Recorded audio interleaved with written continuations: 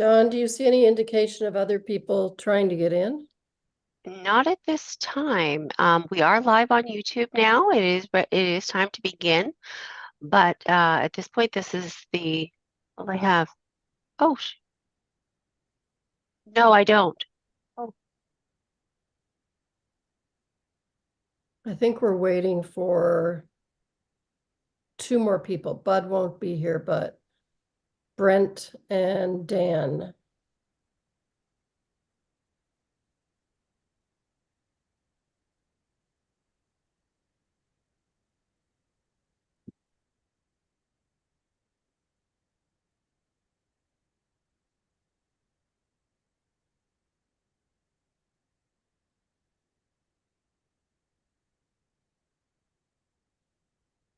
Okay, I just got a note from Brent, who said, I will join shortly. I'm finishing up a work call. That was 2 minutes ago. So I'll let him know that's fine. We know he's coming.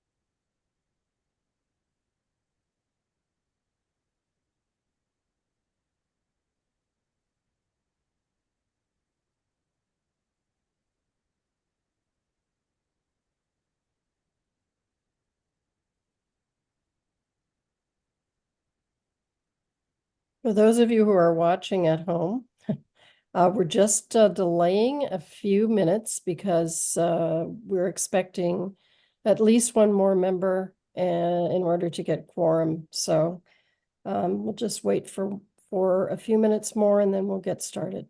Thanks.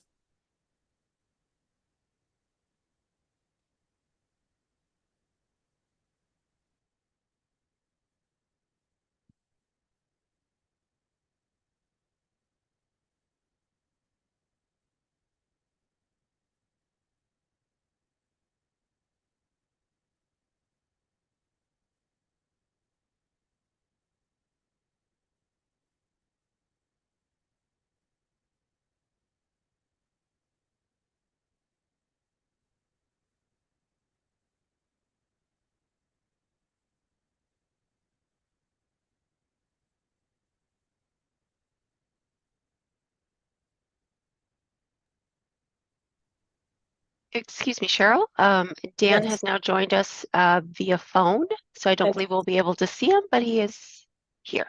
that's great. Okay. So I think we will. Greetings, Dan. Hello. How are you? You're on mute.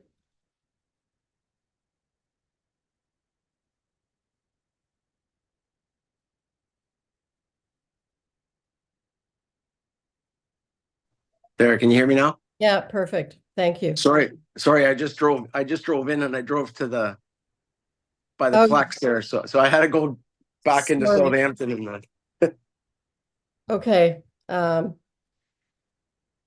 I'm going to call the meeting to order, and I know Brent is going to be joining us in a few minutes, but we'll get started anyway.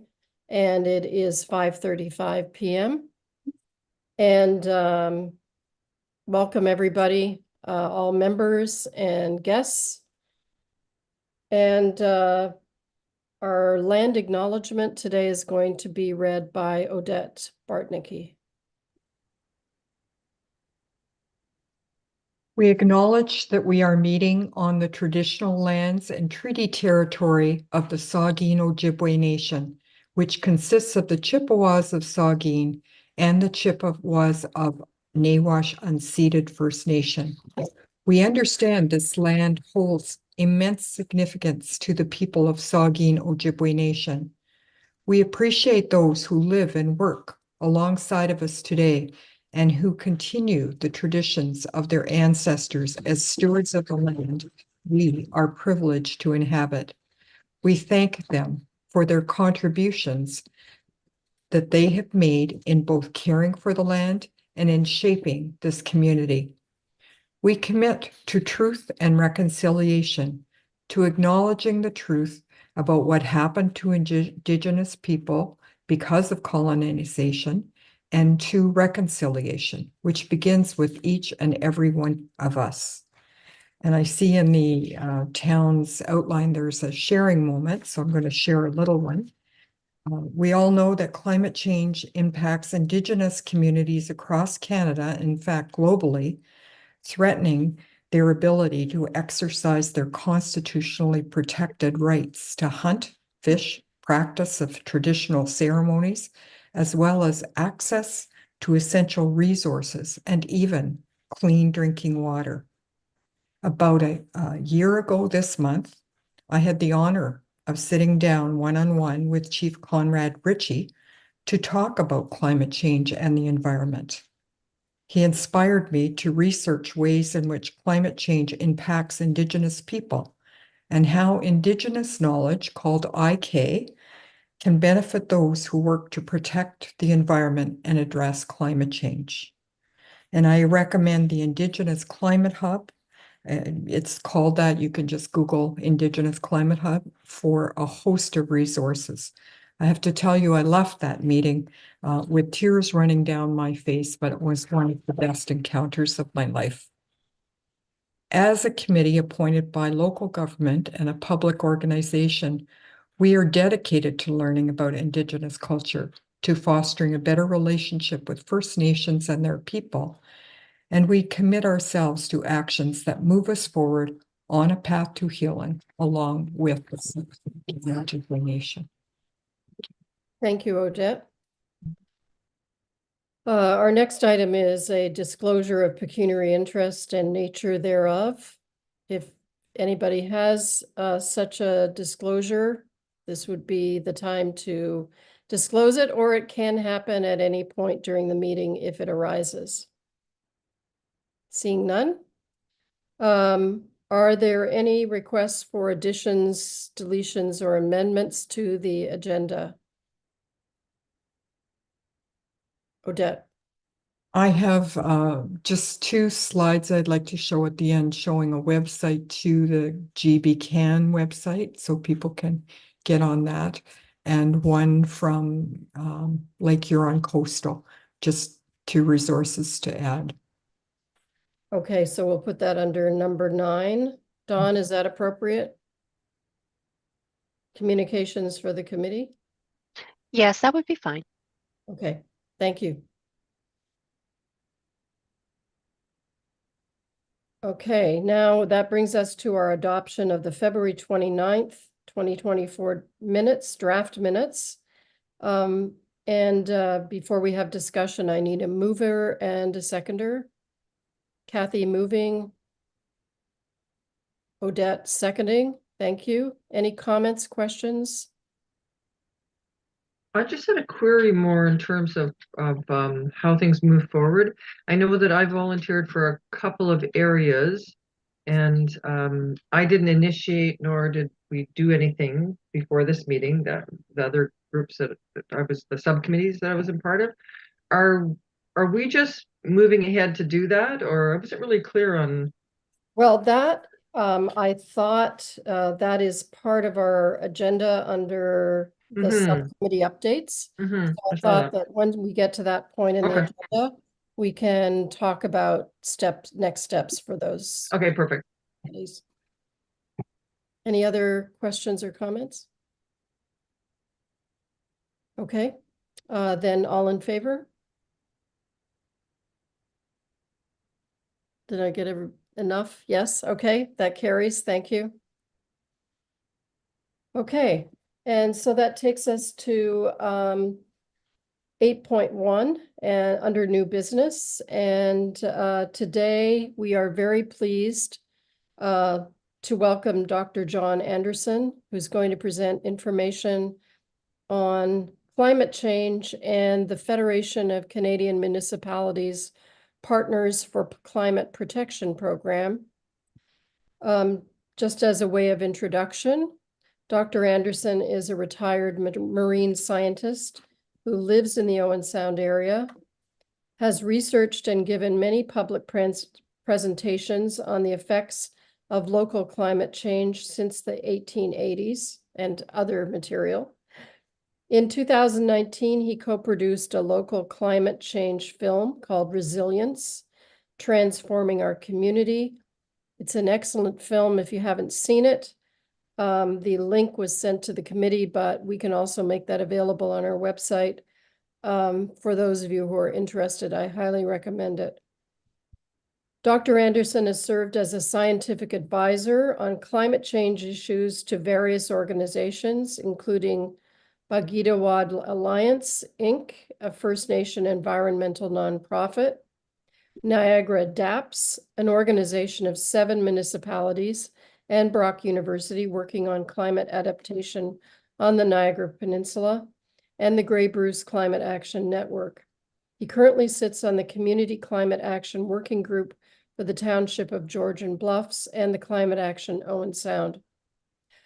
I first saw Dr. Anderson present to an overflow crowd of about 300.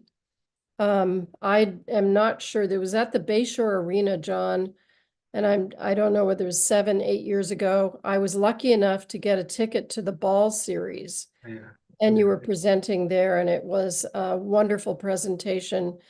And the audience of this large audience was spellbound and alarmed, I'm sure, by what you had to tell us, but inspired as well. So I'm very grateful that you were able to carve out some time for us out of your schedule. And with that, I will let you ask you to get started on your presentation. And Okay. maybe, John, can I ask, do you prefer to wait for questions till the end, or would you like to, is it okay if people ask you during, or what's your preference? I think it's best. I'll just kind of work through the slides I've got, and so hold your questions, and then we'll do them at the end. Great. Because I think the questions are really valuable. I think that's one of the most important things, for me being here is to hear what your questions are and try and give you some answers. But I just rather than just going like, what are your questions? I have this little presentation, so I'll just kind of go through that. Perfect. Cheryl, I'll just tell you again, my signal just dropped again. So I don't know what's going on here, but if it does, I'll come back and we'll continue on. So just be patient. Okay. So Dawn's going to run this show. So when she brings it up,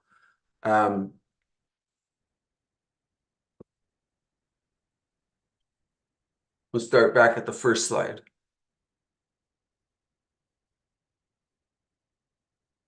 Yeah, there we go.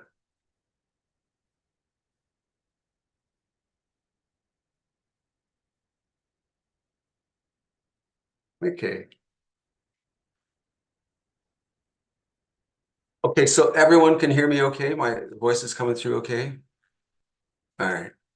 So I given a lot of talks. This slide, I was part of the one I used for the Grey Salvo Conservation Authority Board of Directors a few years ago, and the movie had just the Cli-Fi movie had just come out called "Don't Look Up," and that's what the comment's there for, because I actually titled that "Climate Inaction" as a single word, because of the lack of action that we really were taking was sort of a theme of that. But I have been teaching quite a bit in the high schools lately. I've even done some grade 6 classes, and I start by asking the students if anyone has ever watched a pot of water boil, and I always get a couple of hands that go up, and then we talk about it and say, yeah, well, tell us what you see. And of course, you fill the pot with water and you put it on the stove and you turn the heat on, but nothing happens. And that old phrase, "the watched pot never boils." But it's a really good analogy for climate change, because we've been driving energy into the system for well over a couple of centuries now, through the burnings of fossil fuel, the increase of carbon dioxide in the atmosphere, and the temperatures going up. And as you watch that pot of water and you keep driving heat into it, the water begins to swirl, and then some water vapor comes off. And then, of course, as it gets more interesting, then eventually it reaches the boiling point. And so nothing seems to happen for a long time, but the system is heating up. And then, of course, when you cross that threshold and the water starts to boil, that's the significant event.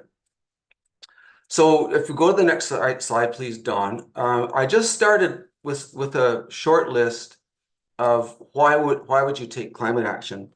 And I know in working with municipalities, and here in Grey County, but we've also worked with the North Bruce Peninsula, and money is a big issue, and I understand that, and I understand through the Federation of Canadian Municipalities how a lot of costs have been downloaded onto municipalities, lower tier municipalities, and we don't have the resources for. But an emphasis and a theme that I really talk about a lot are the costs of climate impacts and the benefits of taking action. So the first point here is that we're already being impacted by changes in our communities, and we've seen it. And these include financial losses to both our built and natural infrastructures, as well as impacts on human health and well-being. And it's no secret that health authorities have very climate action programs because of the impacts on human health and well-being that we're seeing. Taking action now will reduce these impacts. If we were 20 years ago, 15 years ago, we would be talking about simply getting our emissions down because we weren't getting impacts. But we're now at a point where we have to start adapting to these impacts. A good example is we're getting roads washing out. I'm not even going to count the high Great Lakes levels that did all that damage there a few years ago. And that story was all about wind, which has been increasing as more than just the high waters. But our roads are washing out. And people tell me in the communities I've been working with that they're using their engineering principles from the 1950s in terms of like the culvert size and how drainage issues and so on, and those no longer really work. If you replace a washout culvert with the same size one that you've always had in that road, it'll wash out again much more quickly than an adaptive approach, which looks at the amount of rain that we are getting now. And we have maintain a lot of the public assets. I think the figure I remember from FCM is it's on the order of 54 to almost 60% of the assets in Canada are owned and operated and managed by municipalities. And finally, I just put down that municipalities really need to show leadership, because people need leadership on this. And by doing a corporate plan and starting to make progress, as Grey County has done, as Owen Sound is now doing, and as the township of Georgian Bluffs is just beginning to, is a real good example of showing leadership. Go to the next slide, please, Dawn. This is something I use with the students because they all know about viral. It says, okay, but what if our business plan doesn't go viral? And that's the concept of exponential growth. And we've all had that in school. but we kind of forget that. And just a quote, I'm reading John Villant's book, Fire Weather, that was published last year, and it's about the fire in Fort McMurray. And I was really kind of surprised at beginning of chapter 8, all his chapters, he begins with quotes. And the quote he had there was that it's from a physicist called Alan Bartlett, that the greatest shortcoming of the human race is our inability to understand the exponential function. And that's kind of why there's a sense of urgency, why scientists feel a sense of urgency in taking climate action, because we're not only getting these impacts, but they are accelerating. And that's that concept of viral growth. So if we go to the next slide, please. And here's an example. So this is data in our area. I built this data set back to 1880 from information that was available first in Owen Sound up to 2006, and then since then Wyerton. And so if you go back over the last 140 years, those ups and downs that we see represented the changing climate, but it wasn't actually continuing to go up as it is now. The arrow points to approximately where we are in 2023, and you can see that after 140 years of not really increasing, we're now starting that upward trend. And this is the concept of the pot of water is getting hotter and hotter and going to reach the boiling point. To the right is from the models, and it simply shows a low and high carbon path. And so even if, and the low carbon path is we reach net zero by 2050. So even if we do that, you can see where our temperatures are going. We're going from an average, the average of the last century was 6.6 degrees centigrade. That's the annual average for our area. We're already now almost approaching 8 degrees centigrade.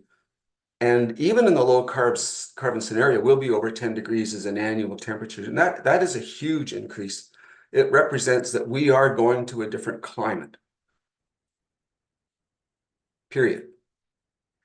Next slide, please. So I like to show this. This is the Insurance Bureau of Canada's data. So these are catastrophic losses due to severe weather events, and they've been reporting this since 1983. And each bar represents the insured payouts that year for catastrophic losses, as they call. If you just hit the key, Don, it'll show a graph, and it'll show you that these costs are increasing exponentially. Just hit, there you go. And this is quite remarkable. And I often am dealing with people in business, in the business world. And I say, if you had a business and your business was growing and doubling every 8 years, you'd be pretty happy. And that's what this shows. These insured payouts are doubling every 8 years. So we passed the $1 billion mark in Canada back in 2010. That's the model, passed that line in 2010. We crossed the 2 billion mark in 2019, and we're on track now to cross the $4 billion mark by 2027. That's only 3 years from now. That's exponential growth, and those are impacts. And the next slide, please, Don, will show you a quote by the immediate past CEO and president, Don Bergeron. He retired 2 years ago, but this is from 2021. And he's saying that for every dollar that they pay out in insurance claims for homes and businesses, Canadian government pays 6 times that amount. So if they paid out $2 billion in 2019 for insured payouts, our governments were paying out $12 billion. And Blair Feltmate at the Intact Climate Adaptation Center at University of Waterloo, he is quoted recently as saying that uninsured claims typically amount to 3 to 4 times more than the insured claims. So if we're paying out $2 billion in insurance, we're paying $6 to $8 billion on top of that for things that weren't insured. So this is just a metric. This is data. This is us. This is right now, and this is where we're heading. And it shows the kind of impacts that are coming and why we need to start preparing for this, both through mitigation, which would be reducing our emissions, lowering carbon dioxide in the atmosphere, but also adapting and getting ready for these impacts that are here and accelerating. Next slide, please, Don. And here's just, I just sort of run through some examples. So in 2020, what that 2021 report was based on, these were the 4 big events that drove more than 9 events, over $2 billion in insured payouts. And they were hail, windstorms, flooding, and increased precipitation, causing basements to flood, roads to wash out, and things like that. The next slide will show you, if you go over these reports year after year, as I've done, these represent all of what the insurance businesses have been dealing with in terms of catastrophic losses due to extreme weather events. And you can see it covers right around the board. It's everything, with the big ones being, number 1 being flooding, number 2 being wildfires, and number 3 being severe storms. But increasingly, heat waves, or these hot days, are now starting to accelerate too. So again, if you look at the number of days that we have 30 degrees and above each year, that is increasing exponentially. And so we think of ourselves as living in a relatively mild climate, but our climate is heating. So that's just an idea of where all these impacts are coming from, and they result in both vulnerabilities and risks. And so we'll just go on to the next slide, please, Dawn. I'm not going to go into this in very much detail today, but I'd be glad to answer questions because we've become quite familiar with this. But the Federation of Canadian Municipalities, their mitigation program is the Partners for Climate Protection. That's been around since 1998. And then in partnership with ICLEI, often people call it ICLEI, it's a consulting company. It's an international consulting company, but they have a big office in Toronto. We do the adaptation, and that's what they call the BARC, B-A-R-C, which stands for Building Adaptive and Resilient Communities. So those are the 2 thrusts of climate action as structured through the Federation of Canadian Municipalities. And you can see the Venn diagram shows an intersection set, because there's many actions we can take that are going to do both. And that's why when you go ahead with climate action, you ultimately want both an adaptation plan and a mitigation plan. So Grey County, they came out, and their first plan was one of mitigation. So it's all designed about reducing the amount of energy we use, and particularly reducing the amount of fossil fuels we burn. They now are in the process, and it's supposed to start this year, of now developing an adaptation plan. And then the way they broke that down is in the corporate sector. So that's you. That's the municipality, Saugeen Shores, council staff, buildings, fleets, water facilities that you have. That's your corporate assets and the community. And in Ontario, we find quite consistently that the corporate component amounts to about 2% of the assets, 2% of the energy use, 2% of the fossil fuel use, and the community, the remaining 98%. So we often start with corporate because that's where we have the most control, and we can make the most headway on ourselves. We can't forget the community, and that's where I go back to that the earlier slides saying that showing leadership from the corporate level, from the municipalities, is really important in moving this whole agenda ahead. Next slide, please. So here's a map that I've made. Mark was commenting on it. It's simply designed to show and inform. We updated it again last year, 2023. And the size of the bubble represents the population size, and hence your carbon footprint. And I've used the Grey County estimate of, we on average emit 8.1 tons of carbon dioxide equivalents each year within our boundaries. That doesn't count flying down to Cuba, but it's within our boundaries, 8.1 tons per cubic meter. And so you can see Owen Sound and Collingwood, because we do work with Collingwood and Wasaga Beach in Simcoe County. They're the biggest in terms of population size. And you can see yourself there. I gave you an essay, you're Saugeen Shores, and you're relatively big. And then the gray are the few townships where we don't have an active citizens group that at least we're connected with or in touch with. And to our knowledge, there's no climate action plan that exists. So you can see that in terms of the population or our emissions or our energy use, that we've got a lot of the big players on side already. And I think that's important to note. Next slide, please. I just wanted to talk a little bit about the vulnerability and risk assessment, because I think it's really important. I've worked with Blair Flaumate at the Intech Center on Climate Adaptation at University of Waterloo. I really agree with Blair, like getting ready to reduce our vulnerabilities and risks is really important. And this is a formal assessment, and you carry this out. When you join the BARC program of ICLEI, this is what you get. This is where you do this, is when you start to look at adaptation. You won't get into this if you just look at mitigation. But vulnerability is a sensitivity. You go through and you find out, what are we sensitive to in terms of providing services? And then you look secondly at what they call adaptive capacity, which is the ability to recover with minimal cost or disruption, like a heat wave or a flood or a massive snowstorm.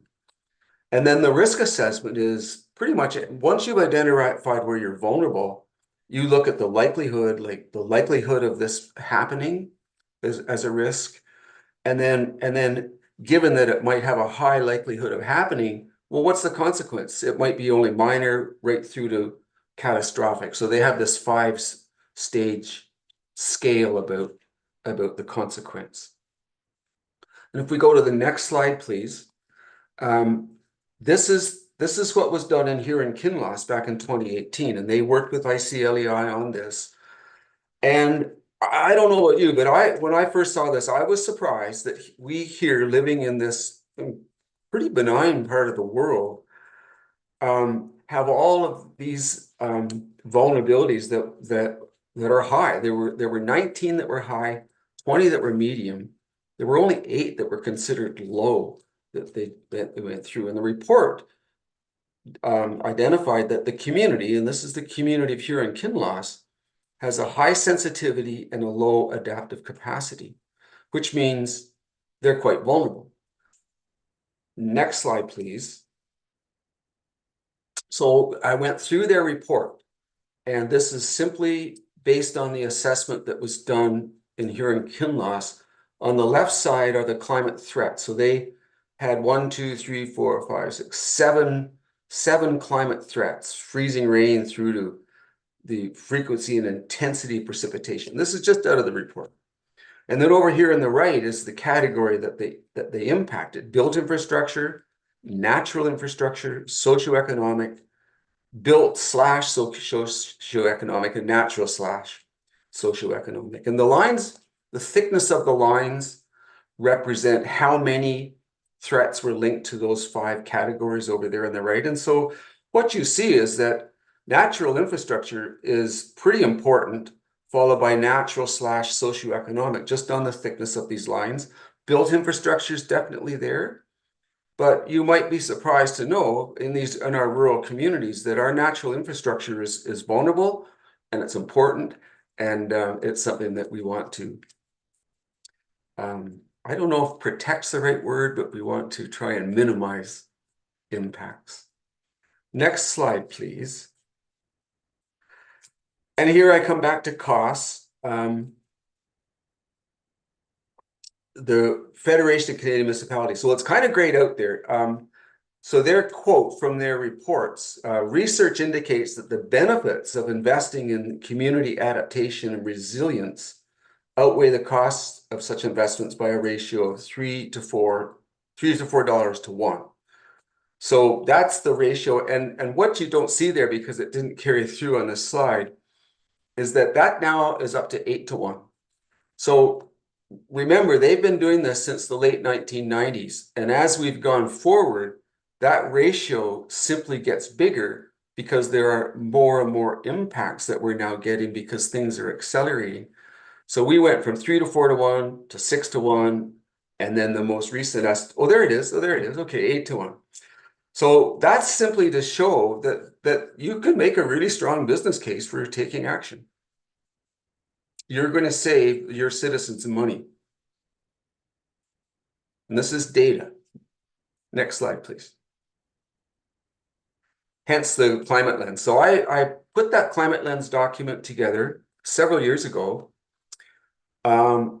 It's been very well received, widely distributed, and it is based on reading approximately 20 different climate action plans from different municipalities in Ontario. And they ranged from, the large municipalities in the GT Hamilton area through to small municipalities like Midland and Parry Sound. And so that's what that climate lens document was based on. And if you go to the next slide, I summarized towards the end of that these were the 6 common themes in all of these 20 or so climate action plans. And of course, each plan is different, and each plan has things that another plan doesn't. And that's why it's important that each municipality actually carries out their own climate action plan, because we all have differences. But these are the 6 sort of core themes that were in simply all of those plans. Natural infrastructure, build infrastructure, transportation issues, building partnerships. You can't do this on your own. You've got to have partners. Food and water security, and finally, education and engagement. Very, very important for making these plans successful. And then if you go to the next slide, please, Dawn. Here's a summary from another report I sent you. This was published in 2019. It's a Clean Air Partnership, but they did this, and they were funded by and did it with the Federation of Canadian Municipalities. And it was drivers and barriers to the implementation. So they looked at a number of climate action plans, all Ontario municipalities, that had been both successful and unsuccessful. Hence, drivers, those were things that were successful. Barriers, those were things that were not successful. You can read the plan. I've just pulled these out because I've really felt, both from this document, but also my own experience working with Owen Sound, and we've been working with them for years, working with Georgian Bluffs, and again, we've been working with them for years. We've gotten to know the staff quite well. We've gotten to know many of the councillors quite well. That funding, this is new work for many of our municipalities, and so you've got to have funding. We've recently, I was telling the group before we got on, we've recently convinced the council in Georgian Bluffs to hire a climate change coordinator. So their commitment is $90,000, but that coordinator will be able to go after funding. And it's very, very typical that a coordinator that's dedicated to getting climate funding can double to quadruple the amount of money each year available to start to take climate action. But you've got to have funding, and then you've got to have a dedicated staff person. In Owen Sound, they have quite a bit of staff in Owen Sound. It's kind of an issue over here, but they have dedicated the manager. Oh, what's he called? Manager of community services. I think he's like he's a senior manager who's now in charge of their climate file, and he's put together a team internally of staff to help move the plan forward. We work with him directly. And in Georgian Bluffs, we're at the other end of that scale. I don't know if you've seen the reports that have been published over here, but we don't have the staff, so now we're going to hire someone. But the important thing is you've got to have at least one dedicated staff person to move this forward, and you need community partnerships. And we're lucky here because one of our big partners is Grey County, and then the other partner are our local citizens groups working with staff, working with council to help to move the agenda forward. Support from senior managers and council is critical because it's very, very typical in our municipalities. There's quite a bit of staff turnover. And so if you don't have your senior managers in place, they're knowledgeable about the plan and going forward, councillors on side, then that tends to be a barrier to implementing a climate action plan. And so having your senior managers understand what climate action is, why we're doing it, and why it's beneficial is really, really important. And then, of course, cross-sectoral planning throughout your municipal structure. You don't just do fleet management and want it to run there. You're looking at all of your different pillars within the municipal structure And they're all then going to plan through that climate lens. So I think that's it. There's one more slide as a cartoon, I think, at the end. Yeah, I kind of finished this. I use this with the students. They like the cartoons. But what if it's a big hoax and we create a better world for nothing? So that's kind of my pitch here this afternoon. So I'd be glad to try and answer any questions. And as I was saying to Cheryl and Odette before we got underway, I'd like to treat this maybe not as a one-off, but maybe as a beginning. I know I got some questions from Rob Shave, and I've been back through email in touch with him saying, look, let me follow up on some of these questions because these are good questions. But any questions, be glad to entertain them. Thank you very much, John. And looks like Kathy has a question. Yeah, can you go, I don't know if you can go back to the slide, but you had a slide that's a 2% municipality, 98% community. And I'm trying to wrap my head around what those numbers, I don't understand what they mean. Is it the municipality contributes 2% of the problem and the community contributes 98, or Yeah. is that what So, that means? yeah. So when you do a mitigation plan, basically the first thing you do is identify what your emissions are. Mm-hmm. And then the second step is to set targets for reducing those emissions. So these are the steps, the 5 milestone steps. So those are the first two Right. when you do a FCM, Partners for Climate Protection program. Mm-hmm. And so when municipalities do this, they find that on average, 2% of the emissions come from the buildings and the fleet that are owned by the municipality. Mm-hmm. Whereas 98% comes from the homes and businesses and trucks and cars from the Mm-hmm. community within your boundary. So these are all within boundary estimates. So is what you're saying, because logically it would seem go after the 98%, but that's not what we can do in this role, right? So is what you're saying then, if the municipality shows leadership that's transferable to community members in some kind of meaningful way, then the hope is community members might then pick up on what the municipality is doing potentially. That's the Yeah. connection? Okay. Yeah, that's Okay. it exactly. Okay. And as you go into the community, and we have programs, Collingwood's been very active in this, and you say, you need to drive less and ride your bike more or eat less meat, all those things. Mm-hmm. Um, it's easy for people to say, well, my local leaders aren't doing anything, so why should I? And So so when wouldn't, you have your local leaders actually engaged with a plan for your corporate sector, then you go back and say, no, we are leading on this and we're showing you the way forward.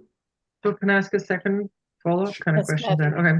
So it would seem to make sense to me then that the education and engagement, like that whole piece of it, I assume that's for the community, that should really be more at the top of the list, because that's where the impact is most going to be in terms of what actual change happens, right? That wasn't a question, sorry. I had a Yeah, question. but you can also, like in Georgian Bluffs, are you familiar with the Energy Conservation and Demand Management Program, ECDM? Not at all. I know nothing about any of this. Is basically the Well, best. this was I think a previous Liberal government brought this in, which were municipalities were to reduce their emissions 2% a year. Oh, Before okay, I remember government that. somewhat relaxed that, but we could show here in Georgian Bluffs, where I live, how when we reduced our emissions, we actually over a 5-year period reduced them on average about 5% a year, and this was simply better insulated windows and doors, better insulation in our buildings, and switching from oil-fired heat to gas-fired heat was primarily what the shift was. Mm-hmm. And we saved a lot of money. We save a lot of money each year on heating bills and energy bills because of those shifts. Right. So that's leadership.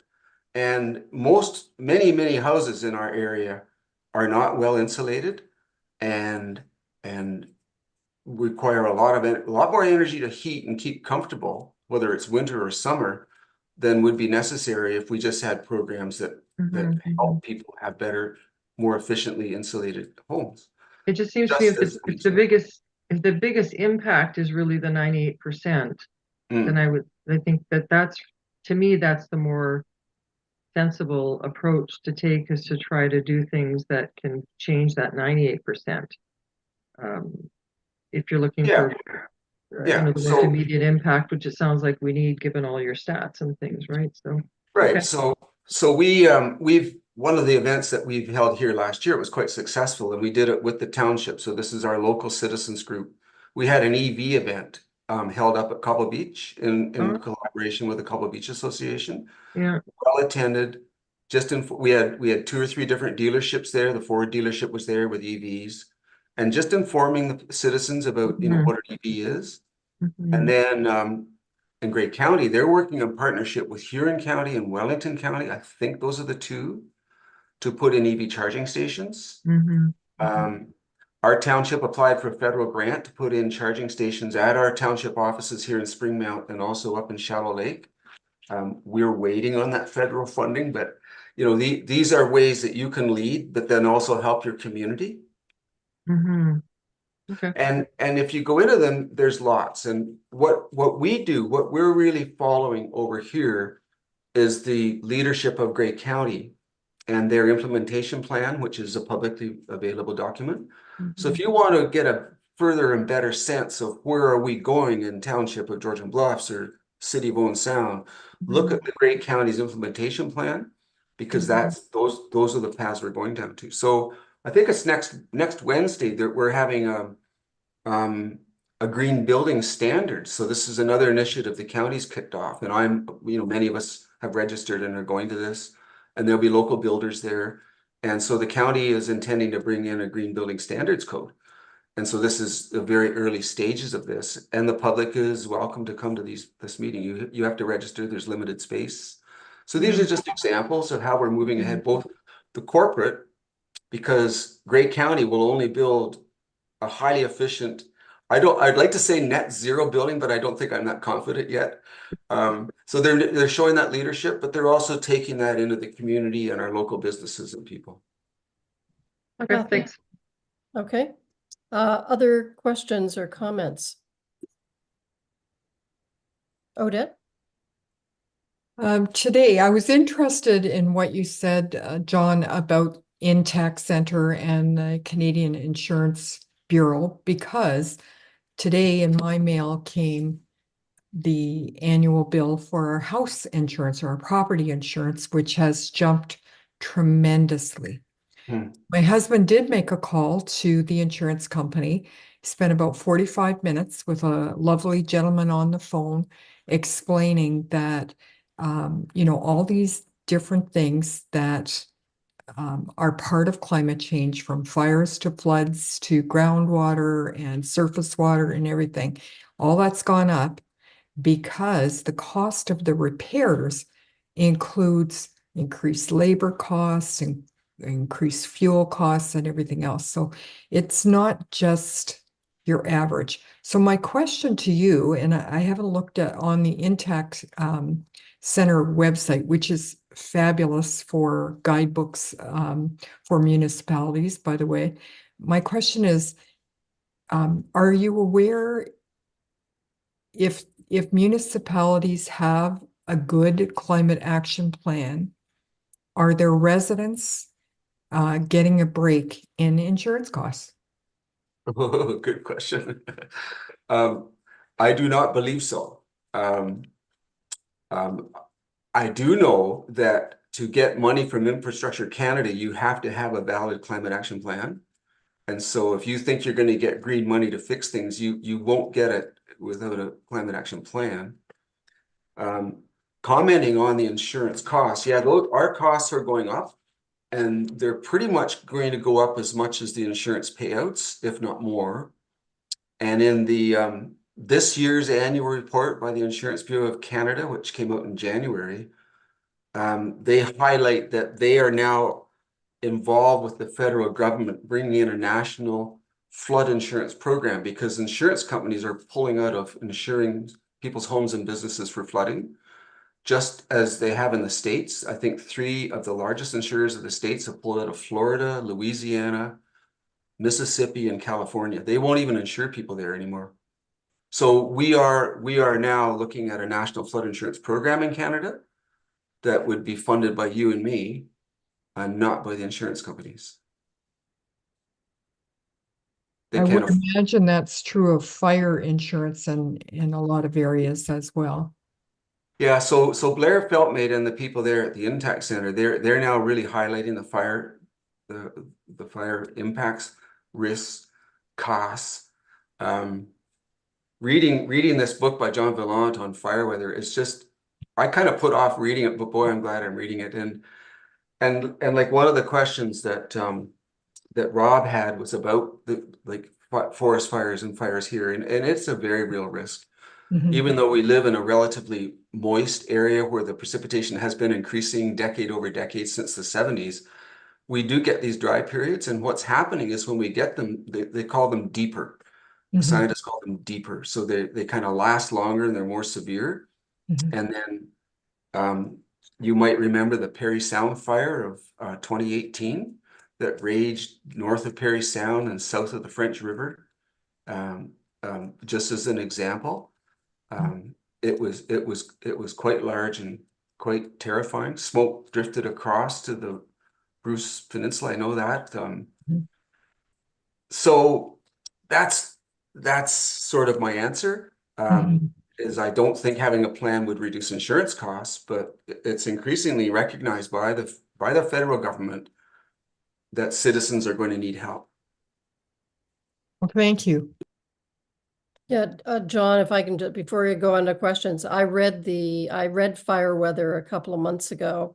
Anybody who's interested, it is in the Bruce County Library. And then I bought a copy for our fire chief. So impressed with the information that I learned, not just about the McMurray fire and but about climate change and forest fires and yeah, it's a great book. And I believe the author is Canadian from He is, yeah. the John Villant Vancouver is area Canadian. or the West Coast. Yeah, West Coast. He wrote two previous award-winning books, The Golden Spruce, based in BC, and then he right. wrote the book Tiger, and I think they might have made a movie out of that, but it's based in Siberia. No, great writer.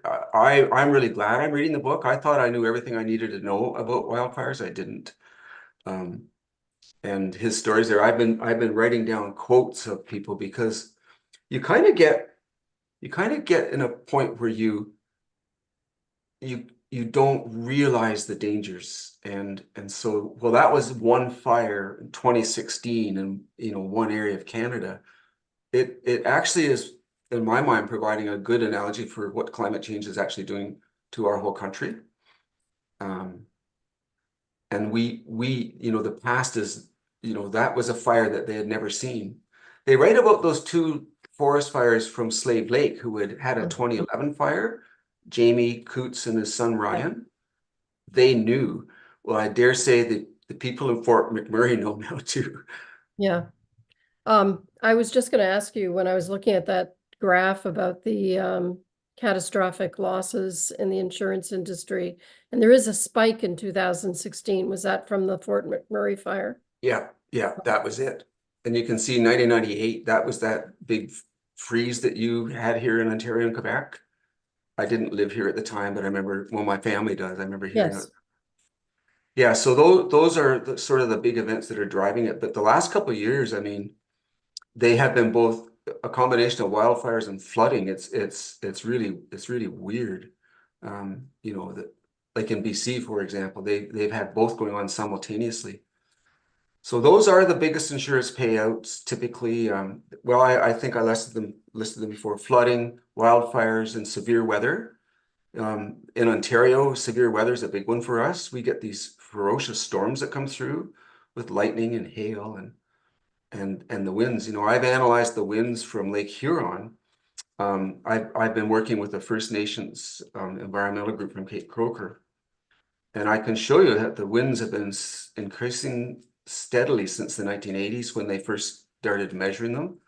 But the thing that really jumps out is when you look at the frequency of high winds, and I used 8 meters per second. This is the kind of thing you hold onto your hat when you go outside. It's more than doubled in that period of time. So not just that the winds are getting steadily, more velocity, but the frequency of these high velocity winds is increasing. And that's why, I advise municipalities when the water goes high again, it's not the water you got to be worried about so much, it's these high winds and the lack of ice in winter. Because if you look at the seasonal cycle of winds, we get more winds in the winter than the summer. Well, we don't have ice on the Great Lakes. Do you look at that? We're actually setting a record this year since 1973 when the first Landsat satellite went up. We have the lowest amount of ice on the Lake Huron in the last, well, that's 50 years now, isn't it? So that's when the winds are going to do all those damages, and those are adaptations that we need to be aware of and start making them. Okay, other questions or comments from our members? Or Mark, I don't know if you have, I was including you in that. Dan? Can you see me or not? Or is my video Yes. off? Yep, we can see you. Yep. Okay, so we got some direction from the striking committee as to what we should be doing. So we're going to return to council with required resolutions to join. So beautiful presentation. But I think what we need to know is if we could utilize you and what direction do we move in, because we have to make a presentation back to council and recommend, and they're looking for costs. They're looking for prepare recommendations for a 23 draft budget to finance ongoing implementations of this. So I've been to the website, the FCM website, and I've downloaded some of the documents on how you join and the different what would it be? Let me get some of my notes here. It would be your milestone tools and the milestone framework. I do know the CAO in Georgian Bluffs, Niall Lobley. I'm not sure if you've worked with him recently. Very much so. Yeah, Niall's a great guy, good friend of mine too. So I've reached out to him a bit, but he's quite busy, and I've been a little bit busy the last month. And my manager from where I work is now in Owen Sound, and I'm not sure if that's the gentleman you're working with there. Is Eckert Pastrick? No. He's the parks manager. Okay, so I guess what I'm looking for is, as I'm going through all this stuff, we need to put something together for Saugeen Shores Council that's going to engage them to move forward with something like this. So what steps do we do? What are our steps? Because you're heavily involved in this, correct? Very much, yeah. We've been working with quite a few municipalities and through our group, through our network. But my big personal involvement has been the Township of Georgian Bluffs and the City of Owen Sound. Mm-hmm. So I'm on committees in each case, working with staff, primarily staff. But we also have counselors. There are key counselors in both those jurisdictions that are involved with us, which is very important. I would say, like, the easiest step you can make is to join the Partners for Climate Protection program. It's free. As soon as you do that, you get access to their staff and their resources. And I'll tell you a little story. We in Georgian Bluffs, we're taking 1 or 2 steps forward and then 1 or 2 steps back. And I won't go into all the details, but one of our managers ended up hiring a consulting company called Wood Consulting to do our GHG, our emissions analysis. And when the first report came in, I looked at it and I thought, that's not right. Those numbers are out by an order of magnitude. And I had meetings with the consultants, and they weren't going to back off. And then Niall came to us, Niall Lobley, from Kitchener-Waterloo area. And he was the director of community services at the time. So we were working directly with Niall. And I said to Niall, like, you got access to the calculator. Here's all the numbers. You gave them to me. Just plug them into the calculator. So Niall did. He took them only one evening. He plugged all the numbers in and he found out I was right. The consultants were wrong. And so here's a really good example. We wasted $66,000 on consultants getting numbers that we threw out. And we did it ourselves without an awful lot of effort. And that's an example of why it can be so advantageous to join PCP. It doesn't cost you anything. But I can't run the calculator because I'm not a staff, you know, Right. unless I came in and they gave me one of their computers. So it has to be someone on staff that actually would be able to do that. Right. So no, Yeah, you ask Niall that. He'll tell you it's a great story. Niall was my director when he was in Kitchener. So Okay. Okay. I have reached out to him as well. I just haven't had a chance to connect with him. But so I understand he holds the calculator. He has the money. We're not at that point right now. We're going to be making the recommendations to Saugeen Shores. So I think I'm trying to do a little bit of stuff. I'm like I said, a little bit busy this time of year, but I'm trying to do some stuff to get some information together. We're having a subcommittee. But I'm looking for information. I'm going to reach out to Niall. I'll reach out to Owen Sound as well, but I need information that we can present to Saugeen Shores Council to say, this is what it's going to be. Generally, these are what the costs are going to be, and make our recommendations that way. Is that correct? Yeah, and I think, you know, what we've done when we've been presenting this to councillors and staff is we quote the Federation of Canadian Municipalities on, you know, investing $1 will save you, well, 3 to 4 and then 6 and then 8. So you're not throwing this money away. And we use examples of road construction, for example. We don't have winters like we used to have. And so we can't be building roads with the kind of technology that we used to have when we had winter and it set in. We have these constant freeze thaw cycles now. They're really hard on our roads. They're costing you money. But you can reduce those costs by being aware of that and changing, you know, what kind of asphalt you use. I curl and have friends with Walker Industry, and they tell me, I mean, the products have really changed over the years. And then I use the example of a culvert washes out. We don't replace it with the same diameter culvert that was there before, you know, that was engineered in the 1950s. I'm not the engineer, but you can do the calculations depending on your site. But you're going to need a bigger culvert, otherwise it's just going to wash out again. So these are ways that you're going to save costs, but you've got to have your staff aware of these things and aware that these conditions are changing, and that the way we're going to adapt and repair things is different than we've done it in the past. Okay. All right. Thank you. Okay, Odette? Just following up on Dan's remarks, I was reading what the duties are as prescribed, and it's basically investigate and report the merits of it. And we've just been shown several points in the merits that are dollars and cents wise. But I have a question, if I may, for Mark. And my question is, Mark, as the staff person there, what barriers can you see from your perspective, getting the work done, getting the connections made? I think it would be too early to comment on the barriers. I wouldn't want to prejudge or presume what the subcommittee's recommendations will be. I think once those recommendations start to take shape, that would be the time to start to think about what the opportunities and challenges for those will be. Thank you.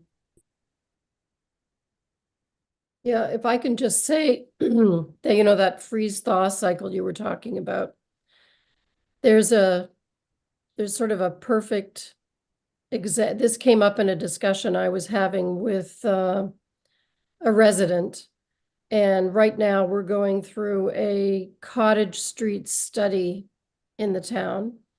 And one of the considerations is is to try to, you know, we need to repair infrastructure, you know, like water pipes, sewer pipes, things like that need repair. Sometimes road surfaces need repair, that kind of thing. And one of the initial recommendations from the draft that was presented to the public back in the fall was that there would be curb and gutter, and the benefit of that would be that it helps to retain the integrity of the asphalt, because the asphalt is, and I've heard this for several years from our engineering staff, that freeze and thaw cycle is wreaking havoc on our roads, on the surface of our streets. And, so that's a perfect example of what's becoming an accelerating cost and problem for us. And then, of course, we had another example would be just the cost of how much it cost us to repair our docks at the harbor back in September 2021, when we had sort of a series of little mini tornadoes that came through one afternoon in a huge storm. I don't know what the technical name for it was, but they created a lot of damage. Thank goodness no one was injured. But one destroyed a lot of trees in one of our parks, and then really, I think it was about $180,000 worth of damage at the Port Elgin Harbor. So, and some of that was not covered by insurance for some reason. I'm not sure why. But there's a real cost that people can look at and say, there are our tax dollars. And I don't know how we could mitigate for a huge storm like that in terms of damage to the harbor. I'm not really sure about that, but certainly we can do something about our construction techniques and anticipating that kind of change. I know also in our, Mark can speak more intelligently about this than I can, but I know just in some of the recent plans that we have for our redoing our sewer, our water treatment plant plans, we're revamping the Southampton water treatment plant. Now there are sections in those plans on climate change adaptation. So our staff is recognizing that and inserting that into our drainage plans, our construction plans of various, creating or stating various contingencies in anticipation of climate change effects or impacts. It's not really a question. It's just a comment that your comments triggered some things that I was thinking of as well. Yeah, sure. Just to comment on that, I think, we've seen that, and that there's no municipality that's not aware, not doing something with respect to, climate impacts. I mean, we definitely see that. Where there's a big advantage is when you're doing that cross-sectoral throughout your corporation, and where everybody's on page with that and everybody understands that, because at least in my experience, sometimes we work in pillars, and one pillar doesn't talk to the other pillar. And again, there are usually cost savings if you're working together when you're changing what you're doing now versus what you used to do in the past, because it's different. So just a comment that this is, we find another example. I'm sure the FCM has data on this. I'm not aware of it. I can't think of it, but everybody's doing a little bit, but it's best if everybody starts rowing in the same direction and working from the same plan. Dan? Yeah, John, I found it quite interesting that it seems that the adaptation to climate change is more important than the mitigation of climate change. Yeah, there's a really strong case to be made for that, because we're dealing with those impacts right now, and we don't have a lot of control over global emissions. We don't have a lot of control over our own emissions, not without a lot of help from the provincial and federal governments. Just think of charging station networks. I mean, and implementation, or people that want to maybe move to a air source heat pump, but it costs a lot of money. I mean, to really making these changes, you got to be relatively wealthy. So So the adaptation, if I had to say do one versus the other, I would say, well, let's do the adaptation because these impacts are here and hitting us.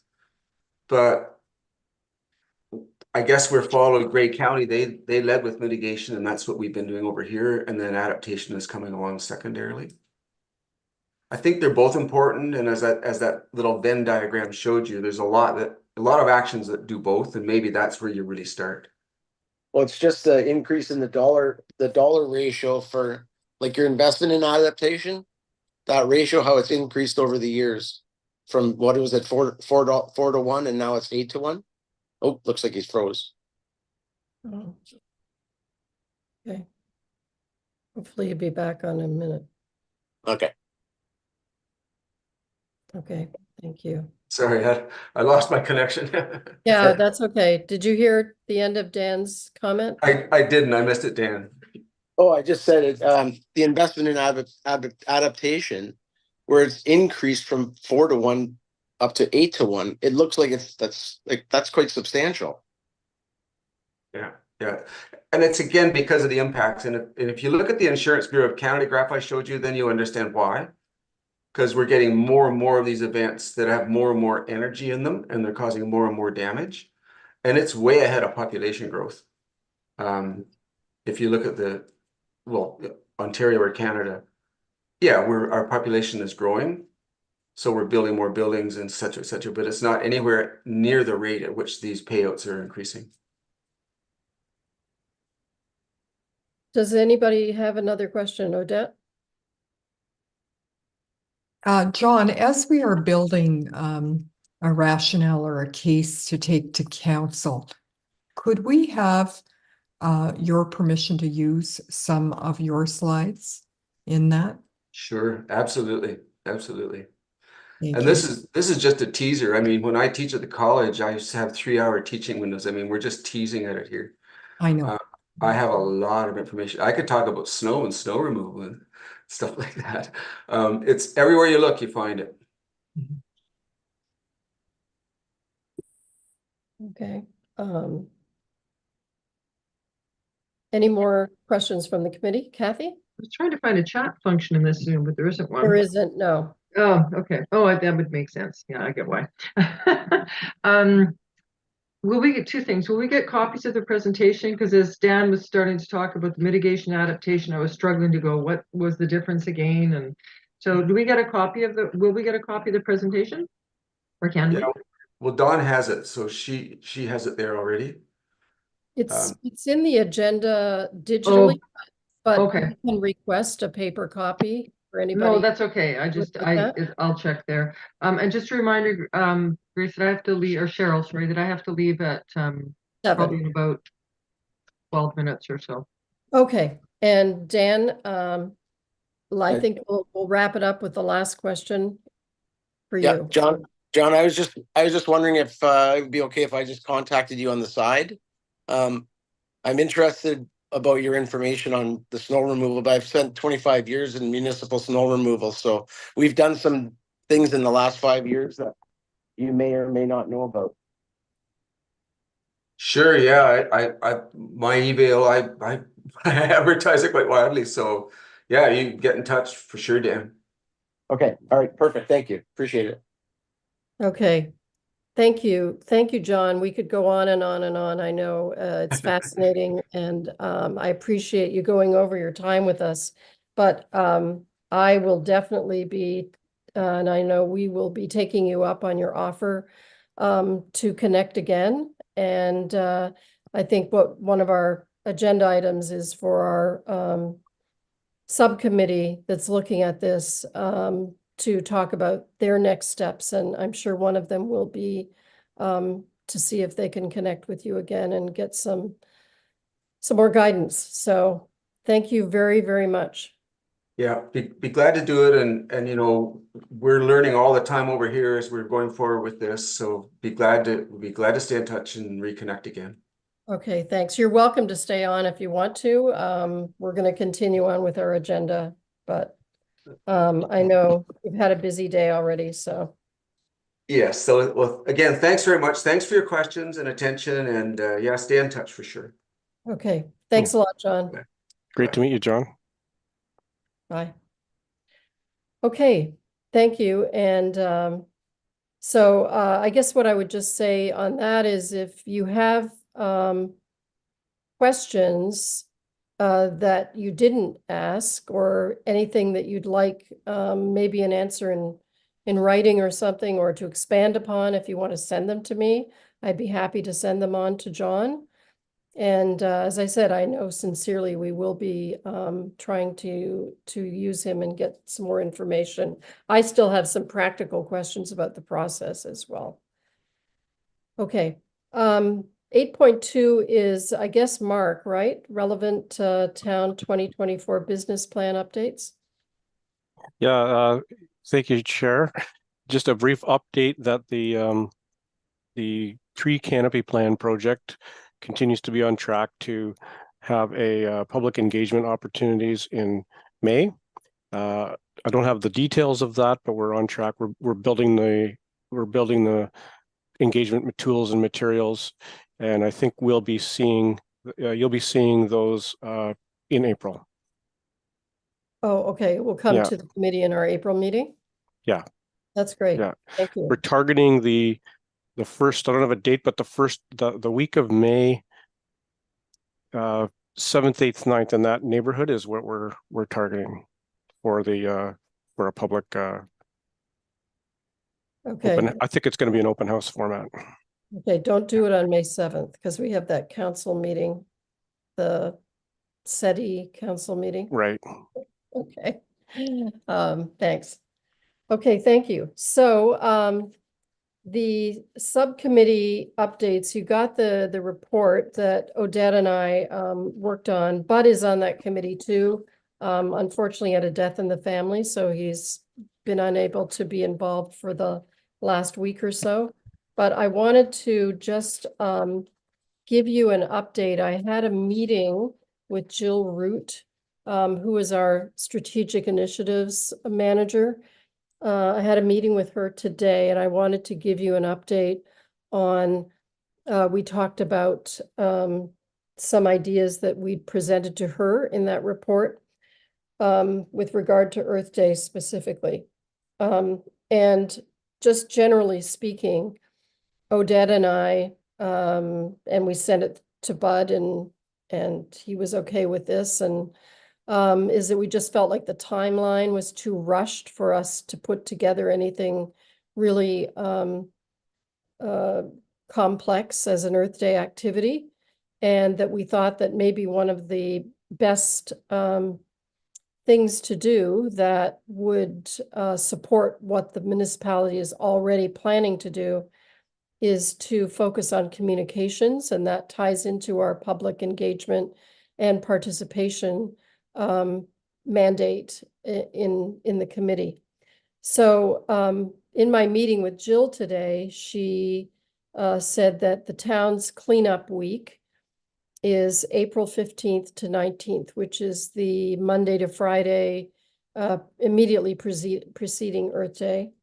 And tomorrow our staff will start contacting community partners on this. So by that, I mean the Saugeen Rail Trail Association, the Southampton Residents Association. They always do a beach cleanup, usually on that Saturday on the Southampton beaches, which would now be the April 20th. Port Elgin Beachers Association and maybe the Beach Preservers. I'm not sure if they do something like that too. I think they might. So those would be some examples of the spring cleanup and the partners who are involved in that. I know the schools are also involved on the weekdays. I know GC Houston usually takes the kids out to Round Ferry Lake to pick up trash and down to the beach and things like that. So we had proposed to Jill that we could assist with helping the communications department do some kind of did you know sharing information about what is already available in our community and elsewhere. And so what Jill said that the communications department is suggesting is that they do during that Earth Day week, or maybe even a little longer, although we did talk about the fact that if it goes on for weeks, it may lose its impact, that we want to really focus sort of on that Monday to Friday. And that each day there would be a different post that would be shared on social media and also pushed out to our subscribers.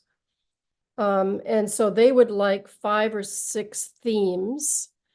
So for example, we just talked about the fact that one day could be, for instance, did you know these are town programs that are available? So talking about the annual tree sale, the fact that you can subscribe virtually to the website, the Saugeen Shores app, that you can go online to make your tax payments. And by the way, Jill said that they would include that subscription information on every single one of those posts that week.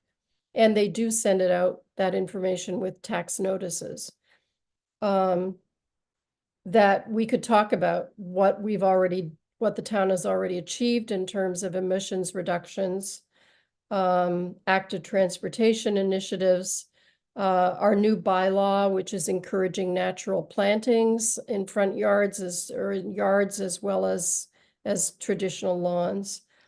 And then the upcoming tree bylaw, tree canopy bylaw and tree canopy plan information. Another day you could talk about waste programs. So reminding people about the film plastics recycling, styrofoam recycling, the food cycler program that's going to be up and running again this spring, green cones, being able to purchase green cones and recycling bins from the municipality, the compost site, things like that. Another day possibly could be what can you do in your own life? So we talked about that a little bit today, but I mean, pollinator plantings and maybe a no-mow May, rain barrels, don't start spring cleanup too early, how to compost, links to a personal carbon calculator, Talk Climate to Me website, reminder to take your own shopping bags. There are lots of ideas that I know we have. Another day could be what are regional programs and activities like the Grey Bruce Climate Action Network that some people might want to get involved in, what's happening on Earth Day in Owen Sound and other communities, maybe talking about other ways to enjoy nature, locations of trails and things. And then maybe community resources like businesses like the Remind Wellness Store, the Green Boutique, the Habitat Store, the Salvation Army Store, Greenworks, which is a local landscaping company that focuses on helping people do butterfly pollinator plantings, Eat Local Grey Bruce, maybe local farms, orchards, gardens, farmers markets, things like that. Those are just some ideas of what we had, but what do you think? Comments or suggestions, additions? I feel like I want it done all year. Yes, We're I doing know. this all the time. It shouldn't just be the few days. And there's so much good information that you're mentioning, so many ideas. It just should be all the time. Well, I think that that's something that we can build into our report, right? I mean, the group that's talking about ongoing public engagement and participation. Yeah. The only thing I'd be, and I don't even want to use the word cautious, so I just pretend I didn't use it, but that I can't think of the word, is that when you mentioned some of those organizations, the perception by other organizations who are businesses that they're, you know where I'm going with it, right? Yeah, in fact, I asked Jill about that because I Yeah. said, my thought would be to suggest to people to go to or to check out Remind Wellness. And I said, is that a problem for us to be Yeah, putting that as a recommendation? And she said, no, I don't think it is. It's their business plan, and yeah. she didn't see it as an issue. I did ask. I would be more thinking, trying to make sure that everybody's when they eat local Grey Bruce, right? But there are other individual businesses who operate that way, sort of like Eat Local, but they're smaller, right? So Well, that's great. That's why we need all of those ideas. Yeah. I was just tossing out ideas that yeah, came for to my sure. mind. Yeah, If I you have like other it. suggestions, let me know and I can add them to what we're going to prepare and give to Jill. Yeah, okay. Odette. I think we could actually invite businesses through the maybe through BIA or the chamber. We could invite them to let us know what they are doing so that we could include some messaging to it. That also encourages businesses that are saying, oh, we haven't thought about this, to maybe think about it too. I know, for instance, I guess it was just before COVID, once a week we ate in a different restaurant, just try them all out. And invariably, when we leave, we've got half of somebody's meal left. And we would say, what's your takeout container? And if it was plastic or styrofoam, we said, no, thank you. And we walked away. Well, we've been doing that again over the last couple of months, and we have not yet discovered any local eatery that doesn't have a compostable container to take away. So things have changed. And maybe it is enough tourists or enough people are just asking. I don't know. That could be in the list of the what can you do things, Are you still asking for a straw if it's plastic?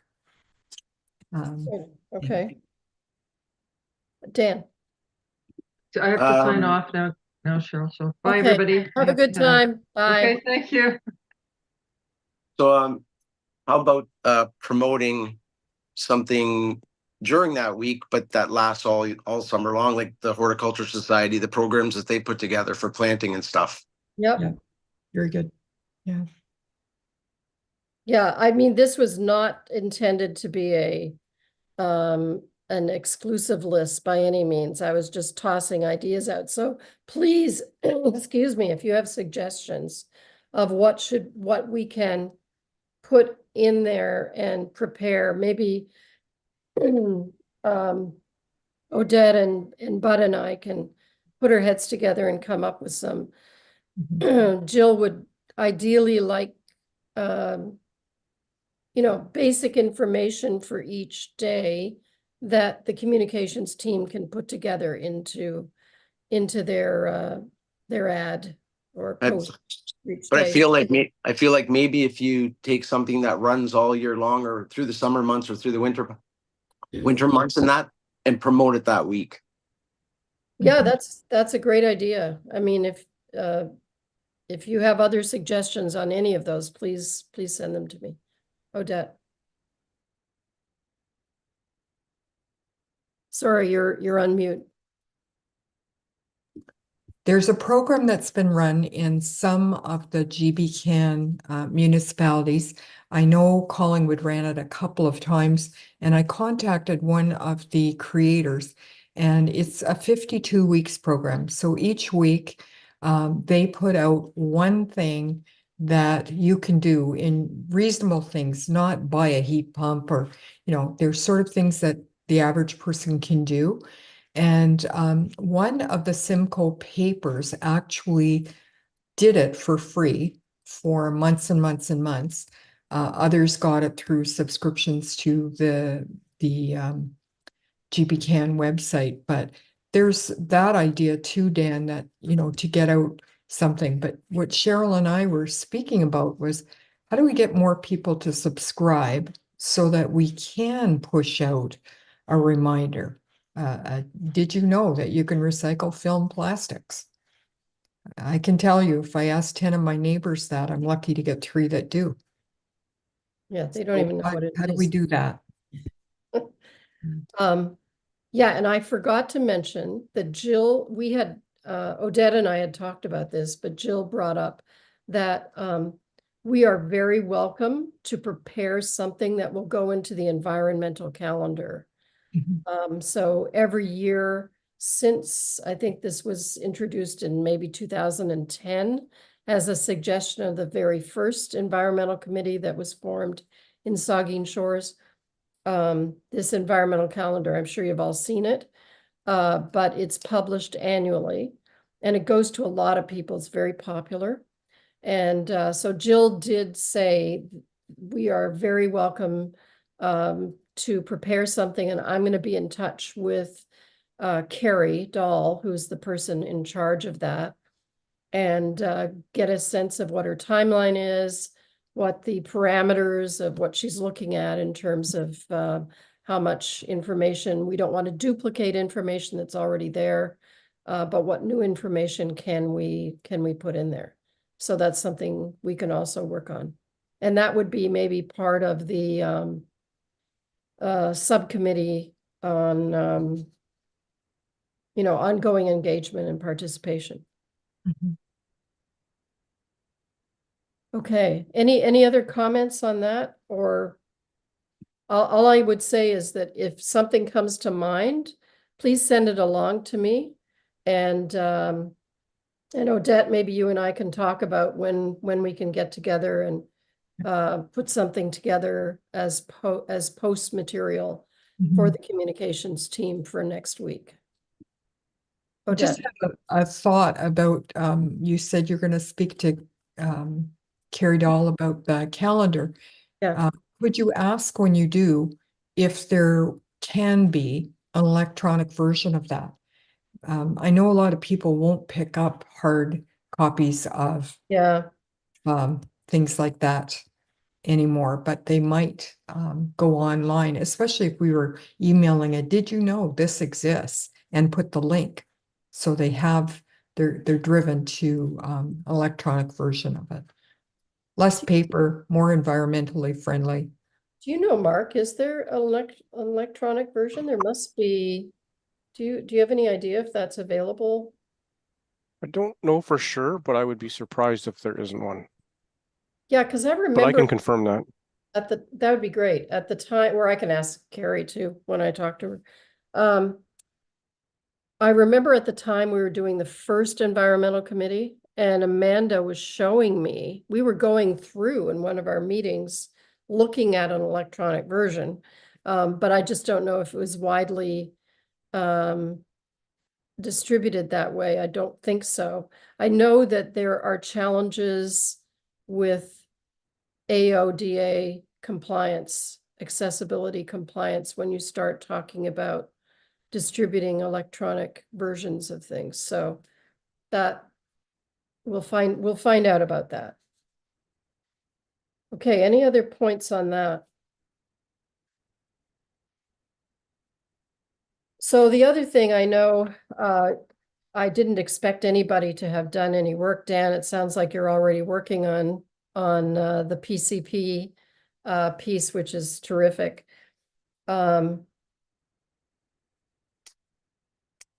do you want to proceed on that?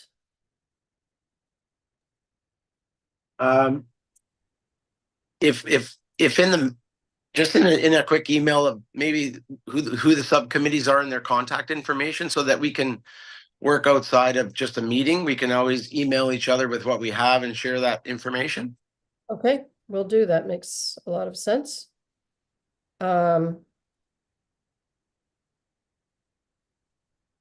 I know Victoria's out of the country right now, but I mean, I can also sub for her if I think I'm the alternate on both of those other committees, if you want to get started on anything. And I hope that today's session and the information shared by John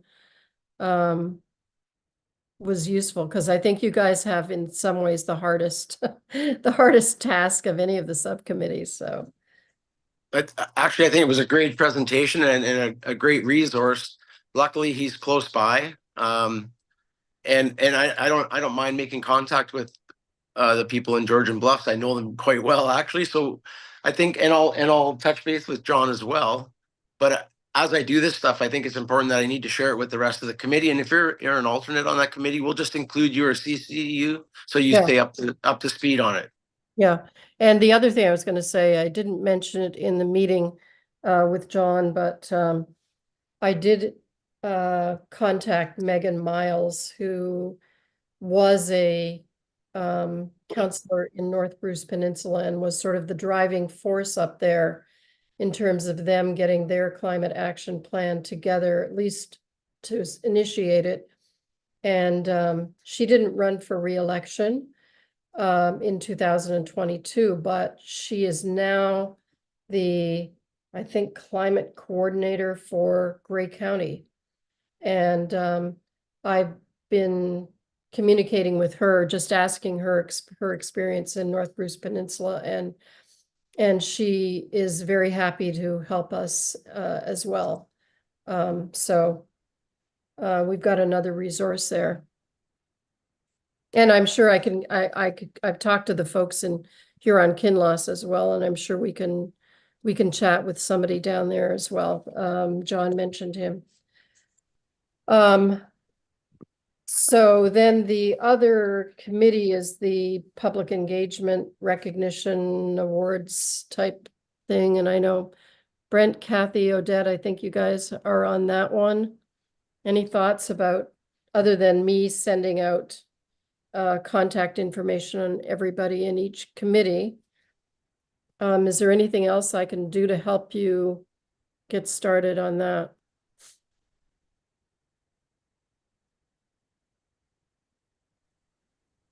Odette?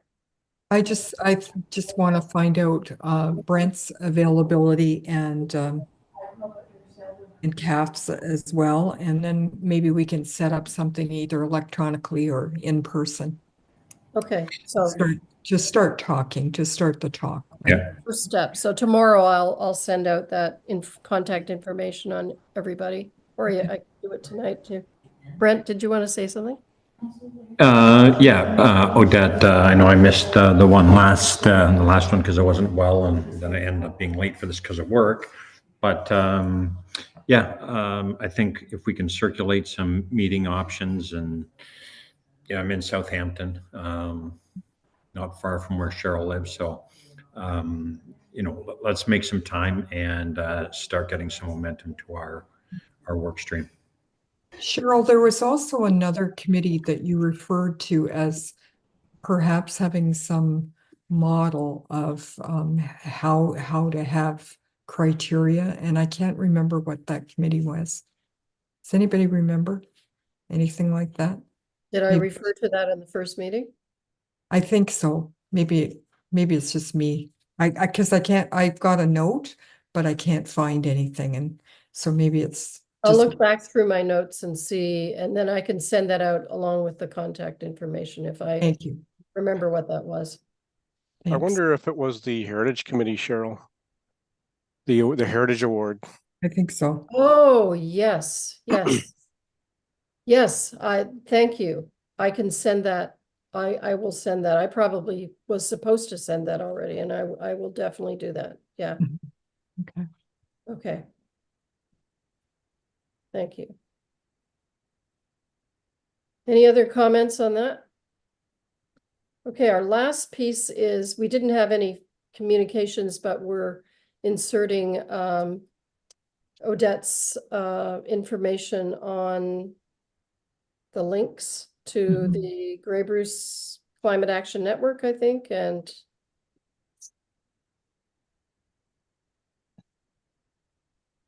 Are you later seeing on that? coastal conservation. Are you seeing that? Yep, I can see it. Okay, so I know that you have talked both there's the other one, last meeting and this. I just got this beach cleanup toolkit, but it's got some tremendous stuff in it for us. I thought it was neat because this year's Earth Day theme is plastics versus the planet. So it's got some really neat stuff that focuses on on plastics that we might pull out. How to break up with plastics. What can you do?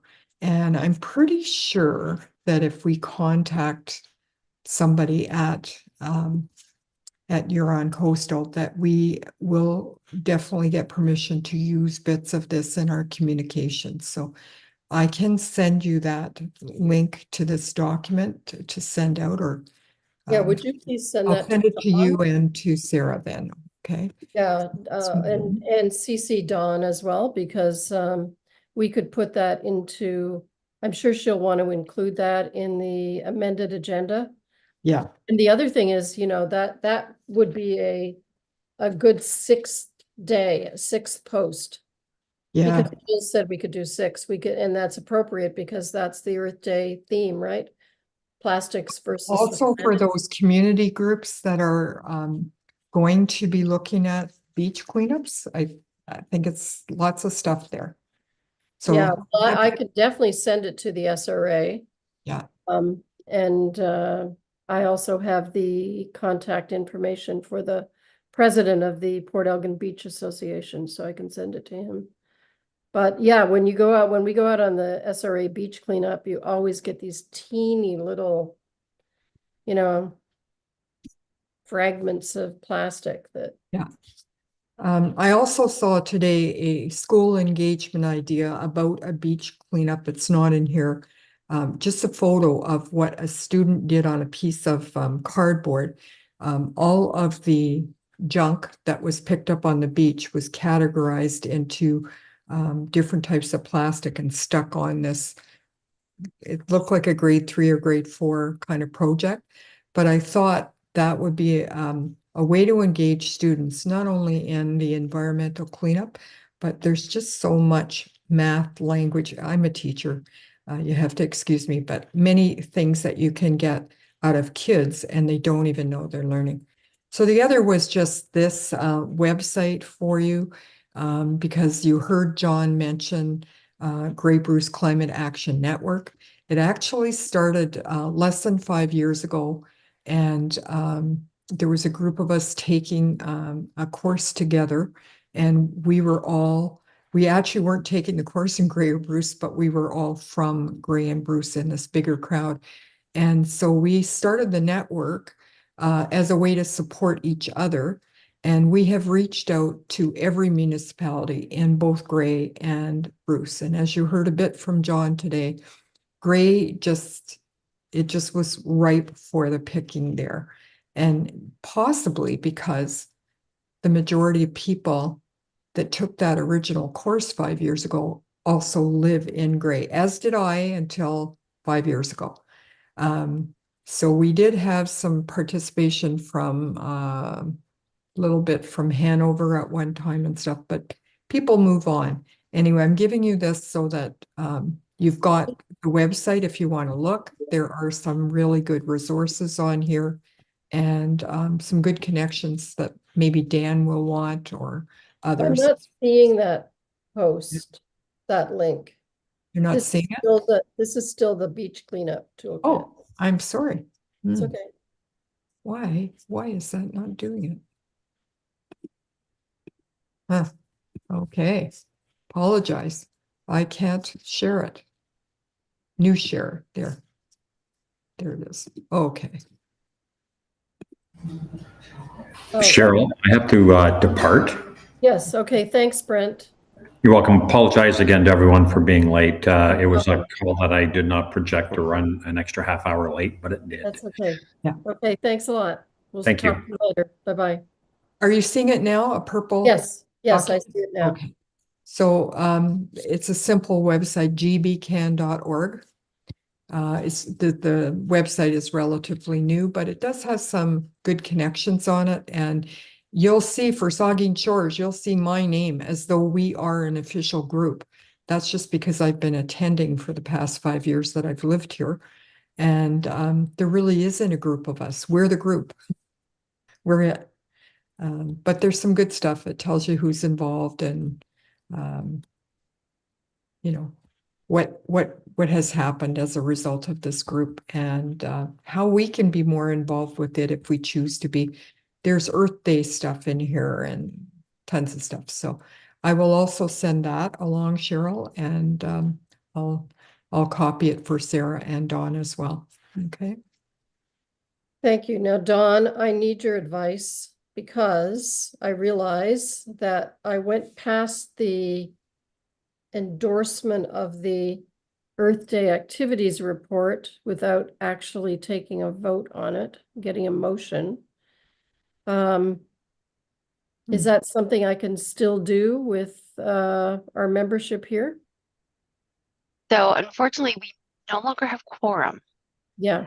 which is unfortunate. Don't So hesitate to jump in and scream at me if I'm doing something illegal. so it just kind of Dan needed to leave. Sorry, not Dan, my apologies. Kathy, Brent needed to leave, which is just the timing of it and all. So it just kind of happened. So I think going through what has been seeing sort of the way the discussion happened and everything, yes, it would have been desirable to have a resolution. However, I believe direction was provided sufficiently in the discussion that I think that the subcommittee has received the I can't think of the right word here. Without there actually being a resolution, the committee indicated their support of what this subcommittee was doing. So I think it's fair enough to say that the subcommittee can proceed as is. But it's just one of those things, unfortunately, that happened. So I think we'll be all right, though. I need Sarah's script to guide me through. Dan. We could say that the subcommittee received overwhelming support. How about that? I'll put that in the minutes. Okay. Great. So any other, thanks for sharing that, Odette, and just send that to Sarah and Dawn so they can include that as well as me. And Dan, another question?